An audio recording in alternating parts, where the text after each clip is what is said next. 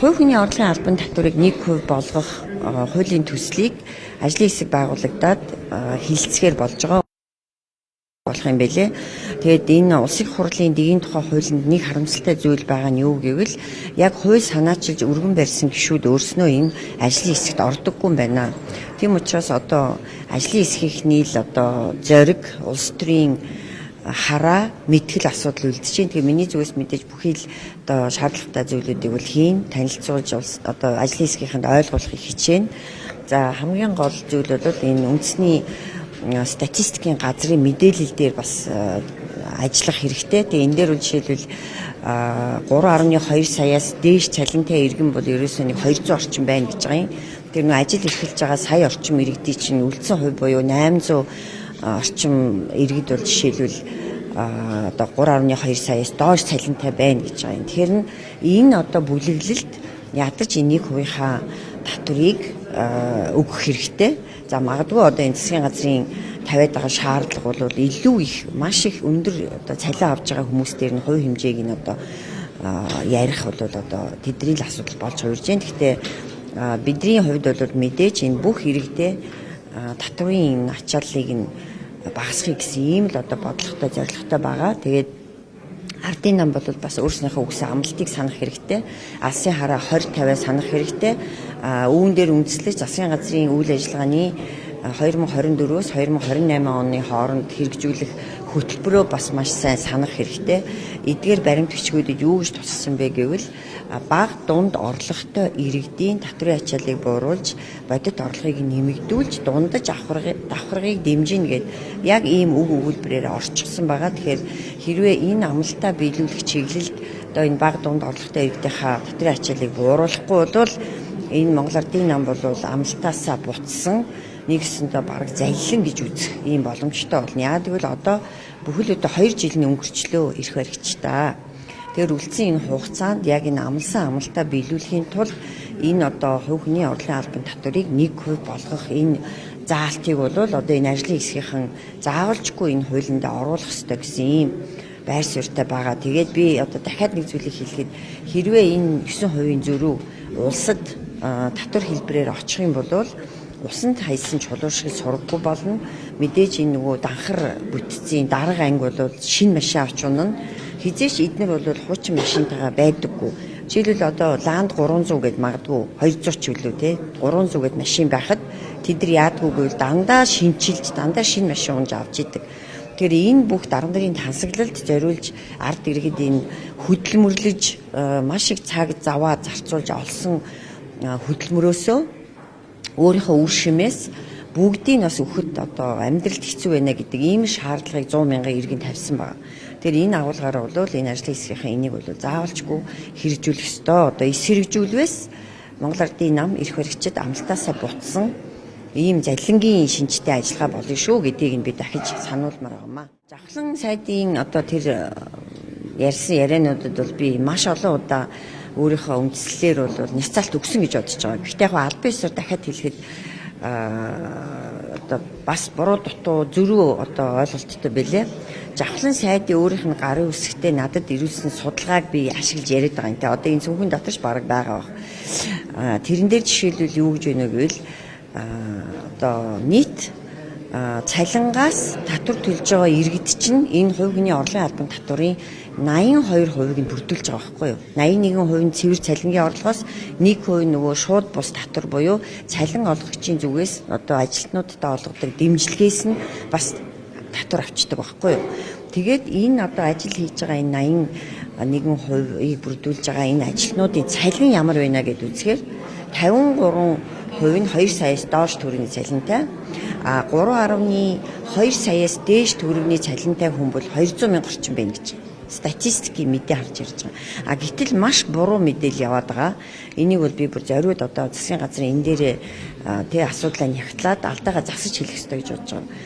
Ерөөсөө энэ хувь хүний орлогын албан татварын 71%-ийг нь хамгийн өндөр орлоготой 13% нь бүрдүүлж гин гэж хэлээд байгаа тий.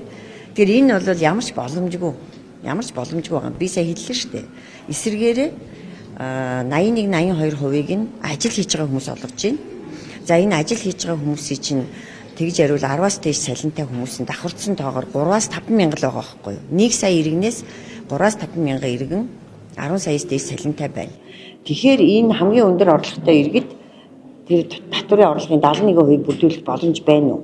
Байхгүй байхгүй юу? Энэ хоёр тоо харахад л байхгүй. Тэр бусад одоо орлогоос хэдийн хэмжээний одоо татвар орж ийнэ гэвэл 18% л татварын орлогыг бүрдүүлэхэд хувь нэмэр оруулж 18. Хамгийн гол хувийг нь цалинтай иргэд л оруулж. Энэ цалинтай иргэдийн чинь дахиад хэлэхэд 53% нь 2 саяас доош төгрөг. Тэгээд 10 саяас дээш төгрөгнийх нь 3-аас 5 мянга. Тэгэхээр тэр 71%-ийг нь 13% нь бүрдүүлж гин гэдэг тоо бол худлаа тоо шүү. Худлаа тоо. Сангийн яамныхан хүртэл өөрснөө хэлсэн л дээ татварын хэлцийн дарга болоод ийм тоо сонсоогүй гэж 71%-ийг 13% нь бүрдүүлдэг гэдэг тоо би л сонсоогүй гэж хэлсэн шүү. Сангийн яамны мэргэжлийн хүмүүс.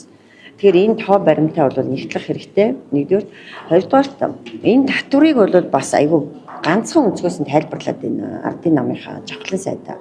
Энэ одоо хүмүүс хөдөлмөрийнхөө үр шимийг төрд төлж ийн гэдэг чинь үндсэн зорилго нь бол за би одоо өөрийнхөө татвар төлснөөр энэ доод анги буюу одоо бага цалинтай эсвэл цалингүй бүлгийг дэмжих гэж байгаа юм шүү гэж өгдөг гэж би бодохгүй байна. Өмнө нь бол юу гэвэл миний одоо энэ нийгмээс авах үйлчлэгээ минь сайжраасаа тийм үү. Би эрүүл аюулгүй орчинд амьдрахын тулд би татвараасаа одоо орлогоосоо татвар өгч байгаа. Гэтэл манай ардын намынхаа юу гэж ярьж байна гэвэл энэ татвар гэдэг чинь ерөөсөө баячуулаас нь мөнгө хураагаад одоо тий нийгмийн доод давхрыг ядуучуудад өгөх ёстой. Нийгмийн одоо хуваарлтыг шудраг болгохын тулд ингэдэг гэж буруу тайлбарлаад байгаа. Үгүй тий. Мэдээж ямар ч татвар төлж байгаа хүн бол өөрөө энэ одоо төрөөс авах үйлчлэгээ сайжраасаа л гэж бодож төлж байгаа. Тэгэхээр харамсалтай нь энэ их татварыг авчгаад өнөөдөр нөгөө эрүүл мэнд боловсрал нийгмийн үйлчлэгээ чи ямар төвшөнд байна вэ? Балчир нялхсмантай ерөөсөө гүйж аваад нүхэнд унаад эндчиж जैन тийм үү. Тэнд нэг хүүхдийн толгой дээрээс нэг төмөр унаад бас дахиад тэр хүүхдийг одоо амь насын хохироочж гин гэд. Ерөөсөө өвөл болохоор юу болдог вэ? Нөгөө эмнэлгээр чинь хүүхдүүд зулж гин. Нөгөө тэтгэврийнхэн чинь ямар байдалтай байна. Тэгээ эргээд энэ их өндөр татварын үр шим иргэдэд очихгүй байгаа. Бүх төрлийн одоо үйлчлэгээний чанар маш муу төвшөнд байна. Тэгэхээр иргэдийн судалгаа байна.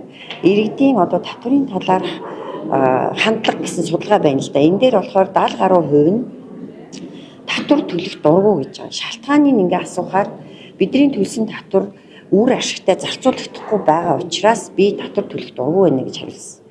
Тэгэхээр энэ бол бодис судалгаа. Энэ одоо улс хурлын хамгийн газрын өөрснийх нь хийсэн судалгаа байхгүй юу. Тэгэхээр одоо энэ ардын намынхан одоо намайг одоо няцаагаад байгаа энэ хүмүүс бол өөрснөө жинхэнэ утгаараа тий бодит амьдралаа маш сайн харах хэрэгтэй. За татварын хувь хэмжээ буурснаар ард иргэдийн гар дээр мөнгө үлдэн тэд нар хизээч тэрийг гуцанд ороо хадгалахгүй. Ягаад гэвэл нэн хэрэгцээтэй байгаад байна. Үнэхээр бодит орлого нь хөлцөхгүй байгаа учраас гараа дэлгүүрт орно, гуанзанд орно. Тэхийн хэрээр нөгөө аж ахуйн нэгжүүдийн орлого тодорхой хэмжээнд сайжирна тий. Төдий чинээгээр одоо нөгөө хэрэглээний татвар бас нэмэгдэн. Тэгэхээр өөрөөр хэлбэл орж ирэх татвар бас төдий чинээ нэмэгдэн гэсэн. Ингээд эдийн засгийн цусны эргэлт сайжирснаар эдийн засаг өсдөг.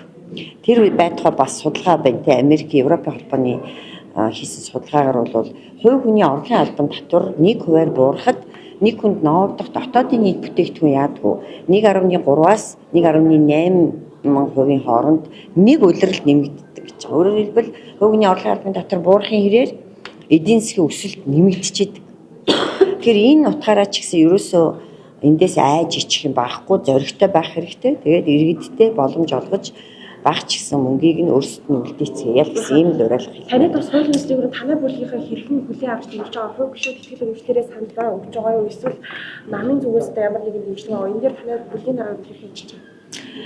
Яг хөө энэ одоо хувь хүний орлогын албан татварыг багасгах те ер нь иргэдийн татварын ачааллыг багасгаж төр цомхон болох ёстой гэдэг нь угаасаа ардсан намын үзэл баримтлал.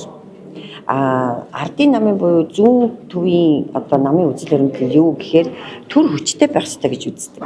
Төр хүчтэй байхын тулд яах вэ гэвэл мөнгөтэй байх хэрэгтэй. Тэр мөнгийг яаж бүрдүүлэх вэ гэвэл нөгөө татвар төлөгчдөөс татварыг хурааж иж бүрдүүлнэ гэсэн ийм үндсэн үзэл баримталтай учраас эдний зүгээс бол бас ийм бодлого явуулаад байгаа. Манай ардсан нам бол би түрүүн хэлсэнчлэн татварыг бага байлгах хэрэгтэй гэж үздэг учраас ардсан намын гишүүд бүгд дэмжиж байгаа. Үзэл баримтлалынхаа хүрээнд итгэл үнэмшлээрээ дэмжиж байгаа.